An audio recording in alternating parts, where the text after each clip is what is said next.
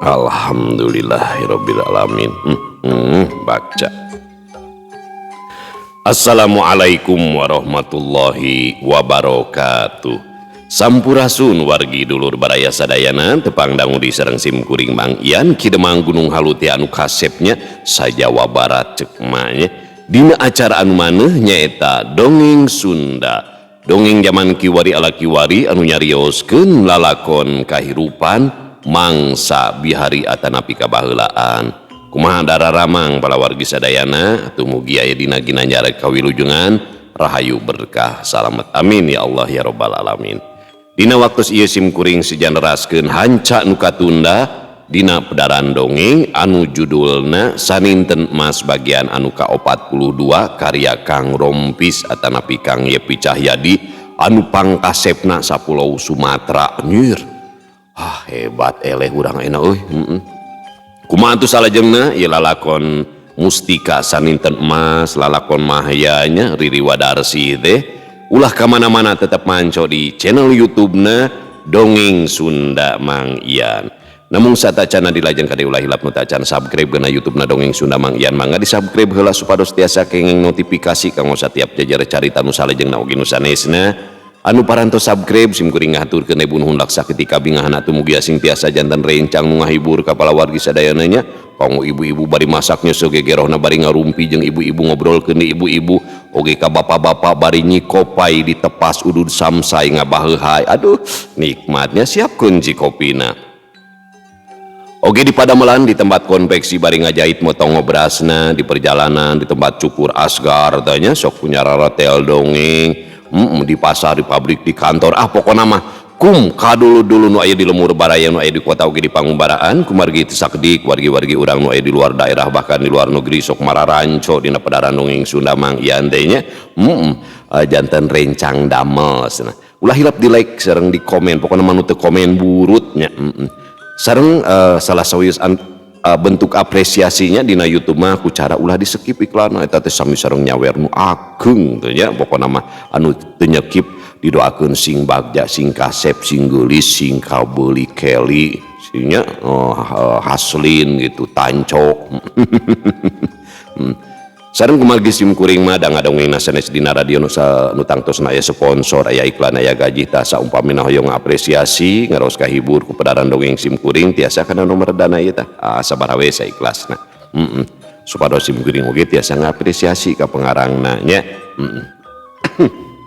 Melancar dongengna kamu supados teu nyangklong tingkana waktos hayu urang sami-sami ngalajengkeun ieu lalakon Saninten Mas bagian anu ka-42 mangga kaparayun sadayana wilujeng ngadangukeun prung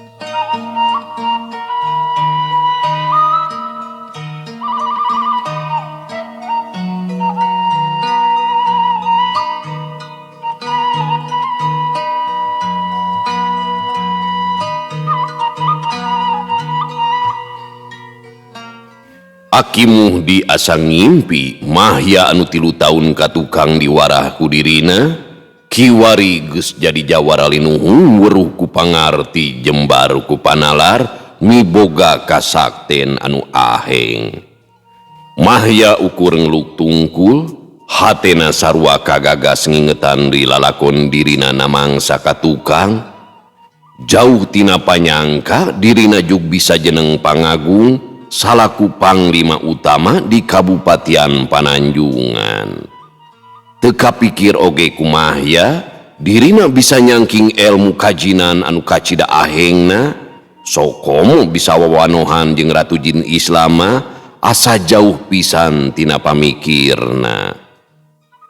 tapi sagala rupana oge geus kajadian, dirina geus lain mahya nu baheula, kiwari dirina miboga tanggung jawab anu kacida beratna, kudu bisa memeres pasoalan Rajapati anu tumiba ka unggal lembur. Tapi anu leuwih utama pikeun mahya mah nyaeta kudu bisa nyerek sidur regala salaku gegedugna.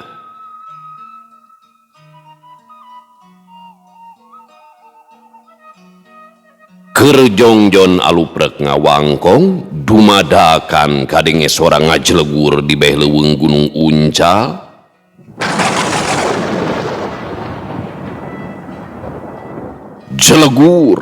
Jelegur sora pating jelegur pasusul-susul dibarengan ku cahaya beureum pating barasat nanding kilat. Lemah karasa ingeung badis dina gulini, saung ngarkot kawas di euneuk-euneuk. Mahya katut Aki Muhdi pating gurubug meh bareng duanana pating lalieu ka palebah Gunung Uncal. Beuh, aya naon cenah Jang euy? Aya sora pating jelegur pasusul-susul sarta aya cahaya beureum pating barasat kitu eta geuningan. Pokna Aki Muhdi panonna nelek-nelek ka palebah Gunung Uncal. Abdi kita acan tiasa nyindekeun Ki, namung ningal kana cahaya beureum anu ngabarasat. Sapertos nama aya jalmi anu metakeun pangawasa rahayu ning urip. Hapunten, wayana Aki antosan bae di dieu nya. Abdi bade ngabujengan ka ditu bilih bae aya kajantenan anu teu dipiharep.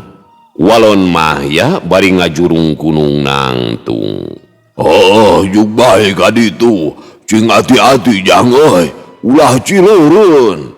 Walon Aki Muhdi mere pepeling ka mahya. Unyuk sumangga Ki, mangga dikantun heula. Walon mahya ngan sacorelat cirimna teh geus ngaleungit ti dinya.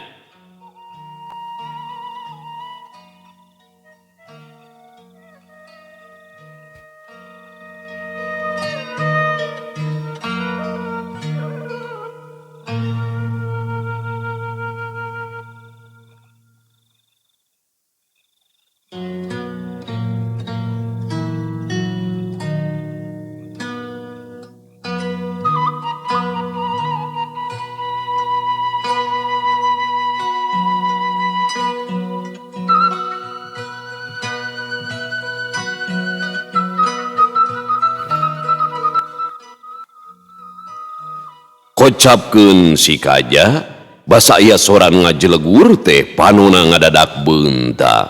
Lantaran lulungu kene inyana meureumkeun deui panona kawas anu ngumpulkeun pangacianana. Korejat si Kaja ngorejat hudang, panona rurat reret nengetan kayaan di dinya. Gap kana awakna diragapan bari sakapeung di ciwitan tetela karasa nyeri. Keke aing teh riwan kitu ieu teh. Nah geus aya di dieu deui geuningan. Rarasaan mah aing kungsi ditodong bedog ku si Ndenu minten katut ku si Nden Darsi. Aing ge inget keneh kungsi dicangcang dina dapuran awi. Beuh, asa leunang kana huluna. Ngimpi atawa kumaha ieu teh nya? Pokna si Kaja bari ngusapan sirahna awahing ku baluweng. Si Kaja ngoleset tina tempat sarena lantaran karasaeun beuteungna teh menta dieusi. Ngan basarek asup ka saung dapur si Kaja ngarengkog. Panon si Kaja nyidikeun kabeh saung dapur, atra aya nu keur ngajejentul diuk di baju sing sarua hideung. Ngan beungeut nama teu pati sidik ukur reyem-reyem we kahibaran ku cempor leutik. Ngan anu jentre mah jirim anu keur diuk teh dikungkung ku haseup. Ari Aki Muhdi harita teh keur ngelepus udud, wajar lamun haseupna mulek di saung dapur teh. Astagfirullah, tetela di saung dapur teh geus aya siluman atawa ririwa anu nyiliwuri. Asa loba dedeleuhan di leuweung puncak teh. Geus kieu kudu kumaha aing teh yang mahya teh can datang keneh di jabaning di leuweung puncak teh ukur aing sorangan apanan. Kalilaan mah aing bakal paeh molotot disingsieunan ku para ririwah. Kitu gerendeungna si Kaja bari ngeteyep balik deui ka tempat sarena. Ajan para ririwah miboga pangarti luhung, tapi manusa mah leuwih kawasa moal ting eleh ku pantaririwah. aing dipan boga paranca pamungkas pikeun ninglar para ririwa marakayangan. Ceuk si Kaja deui boga kareprek mapatkeun jampe pamakena keur nyinglar ririwa anu aya di saung dapur. Barabat bae si Kaja mapat parancahna. Bismillah, da ampun kanu agung biaya pangraksa. Ingsun nyambat para linuhung sangkan sungkan para dedemit. Bral gera undur ulah ngulayaban. Geus lain alamna pikeun sia. Jugancang sia. Gera miang montong marakayangan bisi sia kapahung. Aing Raden Permana tinggal anu nyaksini ketakna para lelembut. Aki Muhdi tangka ngagurubug lantaran kadenge sora anu ngagereneng di lebah saung jero. Rai atuh bulu pundukna pating puriding, awakna karasa pating sariak. Ambuing, teteh laluweung puncak teh kacida sangetna. Tempatna para dedemit katut para ririwa marakayangan. Disangkana aing bakal gigis kitu ku pantah ririwa. Pacaduan teuing aing kudu ngejat. Mangka rasakeun ieu panyinglar aing deuleun. Awak sia bakal ajur ka beulem. Kitu pok-pokanana Aki Muhdi boga angkeuhan anu ngagereneng di saung jero teh ririwa anu ngahaja nyingsieunan ka manehna. Barabat Aki Muhdi mapat rajah panundung wangsa lelembut. Bismillah, bismillahi nyebat asma Allah. Kanjeng susuhunan anu calik di alas bandawasa unjuk ka pihatur. Ieu putu nyeluk nedawi di nundung kanu marakayangan. Setan mara jurig poek wangsa lelemut siuman silemin gura nyingkah incah balilahan. Wincik-wincik ngewincik diri narahiri dengki jail kasasama makhluk. Si Kaja anu keur mapat raja panyinglar ngadadak jempe. Atra kareung di beh saung dapur aya nu keur ngagereneng. Beungeut si Kaja ngadadak sepak, kasieuna geus ngalimpudan dirina. Si Kaja boga angkeuhan lamun ririwa anu aya di saung dapur teh miboga kasakten anu linuhung. Beuh, gadah teh lalain jurig samanehna geuningan, tapi ririwa anu gablek pangarti luhur. Ajan kitu keukeuh aing mah bangsa manusa anu miboga ajen linuhung. Pokna si Kaja neger-neger maneh bari barabat teuing mapat jampe pamakena leuwih tarik tibatan tadi. Aki Muhdi anu keur mapat jampena tangka ngaranjug lantaran anu ngagereneng di saung jero teh beuki narikan kawas nu ngahajakeun. Uluh-uluh eta ririwa kucleuh teh kadon ngahanakeun kawas ngahajanang tangka aing ieu mah. Rasakeun sia pangawasa aing leuwih luhung tibatan sia. Ceuk Aki Muhdi beuki ambek inyana nuluykeun deui mapat parancahna. Antuk nama si Kaja jeung Aki Muhdi teh babarengan mapat kalimah panyinglarna teu sirikna patarik-tarik. Basa duana narengse mapat jampe pamakena, kaayaan didinya jadi rehe combrek ukur kadenge sora sasatoan leuweung anu patembalan. Aki Muhdi dungdak dengdek ngadedengekeun kabeh saung jero, pon kitu deui si Kaja, ceulina rarancung ngadedengekeun kabeh saung dapur. Awahing ku panasaran, Aki Muhdi cengkat tina diukna rek nyilidi ka saung jero. Ari si Kaja lalaunan ngoleset boga maksud rek nempo ka saung dapur. Duanana meh bareng keketeyepan badis keur ngintip boroanana. Lol, meh bareng duanana pasarandog hampir paadu beungeut. Beungeut Aki Muhdi jeung beungeut si Kaja hampir paadu. Gurubug atuh si Kaja jeung Aki Muhdi teh pating gurubug. Duanana pating koceak awahing kureuwas. Juring! Ceuk si Kaja bari rikat balik deui ka saung jero. Aki Muhdi meh-mehan ti kusru, untung kaburu keneh ngarawel kana tihang saung. Jang Kaja eta teh. Pokna Aki Muhdi apaleun keneh meureunan kana sora si Kaja. Keke eta nya kuring Kaja. Walaun si Kaja malik tumanya, kasienan dideoh kuririwa. Be, iya Aki Muhdi jang kaja. Walon Aki Muhdi ngajentrekeun. Ngadenge caritaan Aki Muhdi, si kaja gasik nyamperkeun ka Aki Muhdi. Manawi teh sanes Aki Muhdi. Hapunten Aki, tos nyangkiri riwah ka Aki. Pokna si kaja bari gasik munjungan ka Aki Muhdi. Hampura jang kaja. Aki ge geus boga angkuhan. Lamun anu di jero saung teh jurig nyiliwuri. Hayu jang kaja, urang ngawangkong di saung dapur. Walon Aki Muhdi bari nyerengeh seuri asa kagugu ku polahna sorangan. Si kaja tibang unggek, inyana gancang nuturkeun Aki Muhdi ka saung dapur.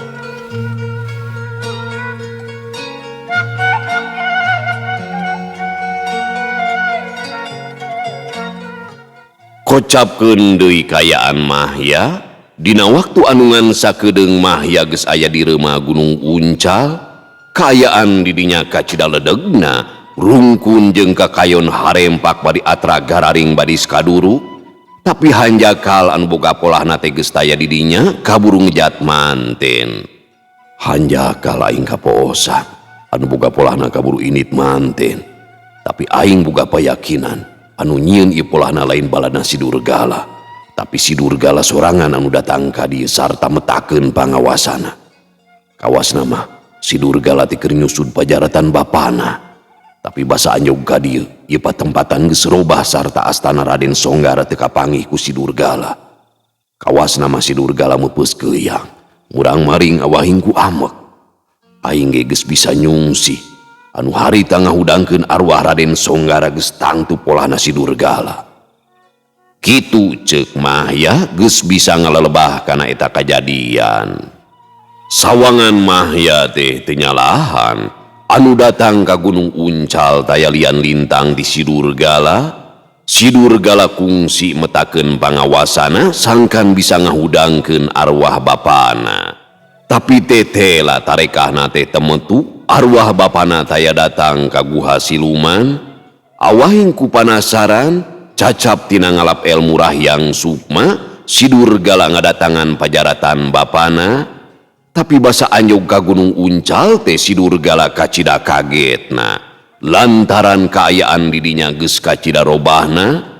Reuma Gunung Uncal jadi jungkrang anu lungkawing, robahna eta patempatan pajaratan Raden Songgara nu jadi bapana teh teu kasungsi ku si Durgala. Najan geus dikotek-tak di teangan ku si Durgala, keukeuh pajaratan bapana teh teu kapanggih. Si Durgala kacida amekna, antuk nama amuk-amukan sorangan. Si Durgala ngawatek pangawasana ngacak-ngacak eta patempatan. Meakeun kapanasaran, Mahya ngawatek pangawasana, awakna ngacorelat ngawang-ngawang ngurilingan eta patempatan. Susuganan si Durgala teh bisa kapaluruh keneh ku manehna. Tapi najan geus sababaraha kali ngurilingan Gunung Uncal, si Durgala teu kasungsi raratanana. Pamustunganana mah Mahya balik deui ka leuweung puncak. Basa anjog ka saungna kasampak Aki Muhdi jeung si kaja teh keur ngawarangkong. saterusna mah tiluanana aluprek ngawarangkong cacap nepi ka wanci tengah peuting.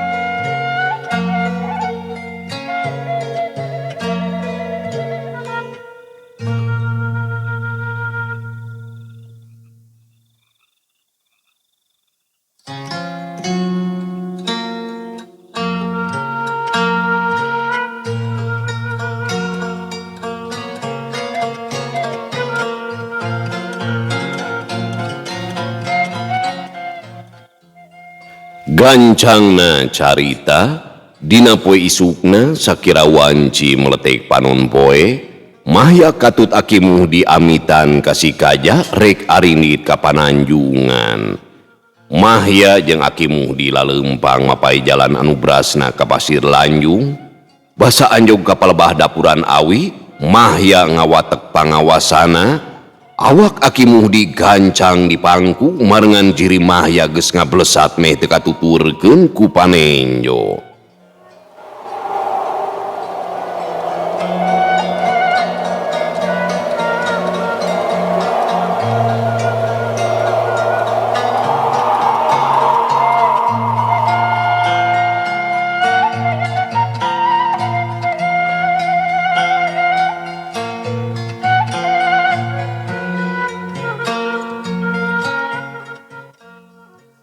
Helet sawatara waktu Mahya jeung Aki Muhdi geus aya di jalan leutik tepati jauh ti bumina Raden Santika.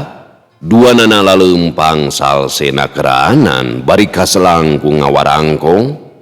Basa anjog ka gerbang bumina Raden Santika para punggawa gasik sarigep mere hormat ka Mahya salaku panglima utama Kabupatian Pananjungan. Sarma anu kabeneran aya di dinya gancang nyampeurkeun ka Mahya. Aturan Aden, pun emang sareng Raden Santika ngantosan Den Mahya. Namung teu aya wae sumping geuningan. Pun emang teh gaduh wewengan. Den Mahya nuju aya kapriyogian sanesna nu kalintang pentingna. Dupi ieu teh saha Aden? Pokna Sarma bari gasik munjungan ka Aki Muhdi. Eta teh pun guru mang Aki Muhdi. Hayu bae urang nepangan ka Raden Santika sangkaan jentre sagala rupana. Walon Mahya ngajentrekeun ka Sarma. Basa ngadenge lamun eta teh guruna Mahya, Mang Sarma kacida rengkuhna ka Aki Muhdi. Telila tiluanana geus anjog gabumina Raden Santika terus bae uluk salam ti jero aya nu nembalan bari nglutrak mukakeun pantona. Har, geuningan Jang Mahya. Sok ka jero Jang, diarep-arep di kamari ku kula teh. Mangga-mangga kasepuhan kalebat. Saur Raden Santika enggal ngangken ka para tatamuna.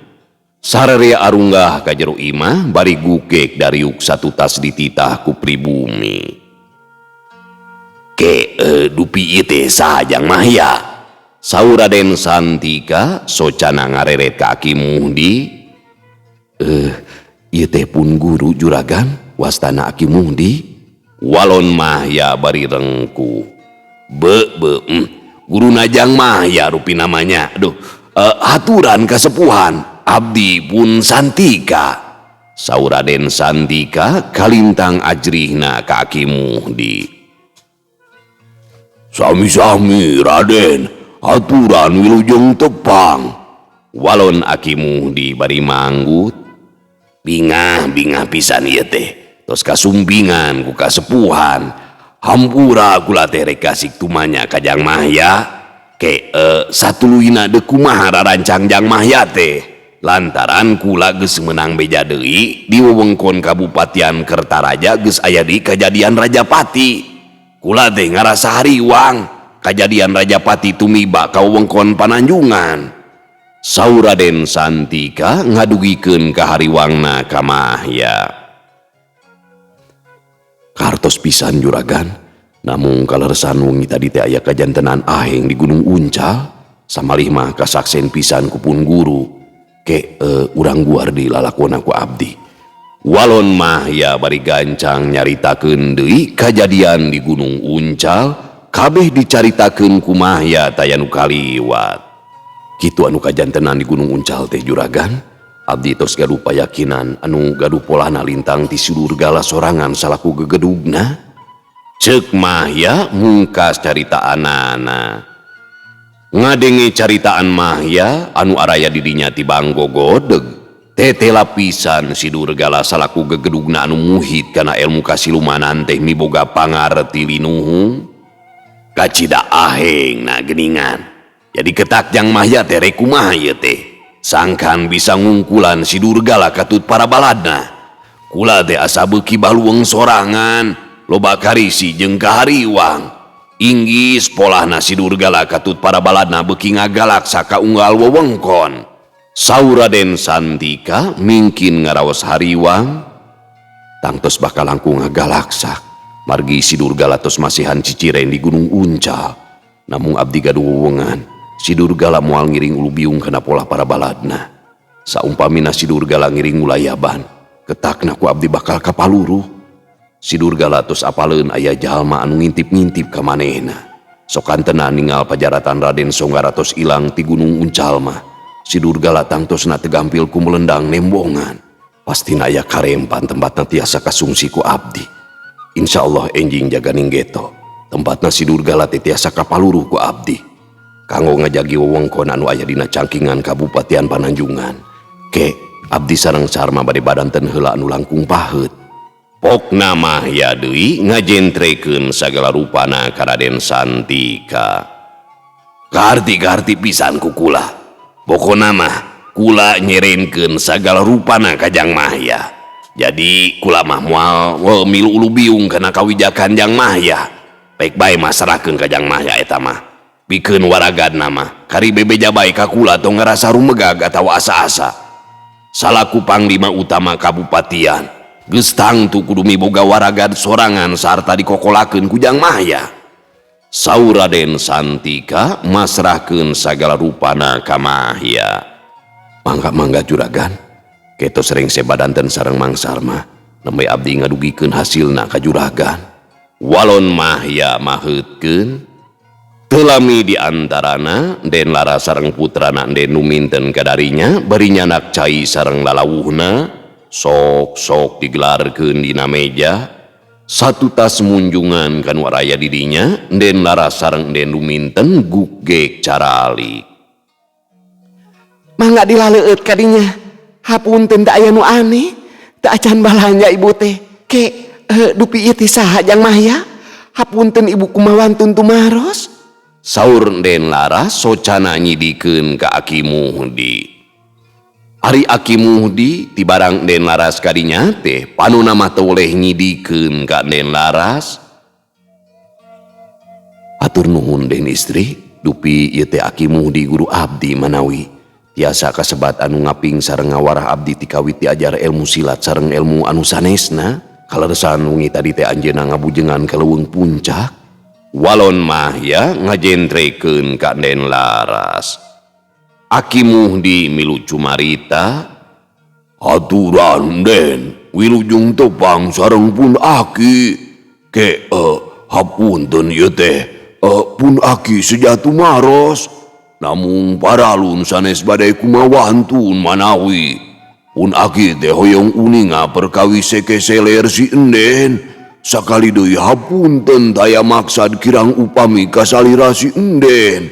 Sanes nanaon, boh bilih bae pun Aki teh wano sareng sepuh atanapi karuhun si Enden.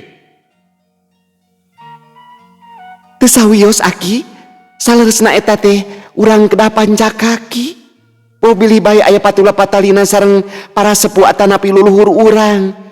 Dupi wastama pun larasati, lemur matu banjar panganjer kanti daya sampalan. Pun bapak wastana Raden Muhdinata, upami pun ibu wastana Nen Yurna Ningrum. Kalersan pun bapak tetilas bupati di Sampalan. Waler Den Laras ngajentrekeun perkawis anjeuna. Gabag teh Aki Muhdi ngaranju. Udud anu dicekelna tangka murag awahing ku ngarasa reuas.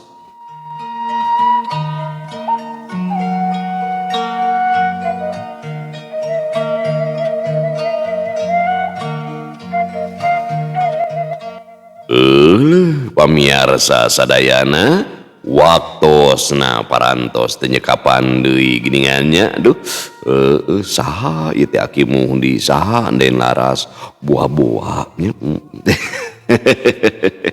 Cag urang tuna dihanyuang siang, urang teuneun dihaneulem sieum baranti nyokot ninggalkeun mangsa datang ka samber deui. Wallahu muwaffiq ila aqwamit thoriq. Wassalamualaikum warahmatullahi wabarakatuh.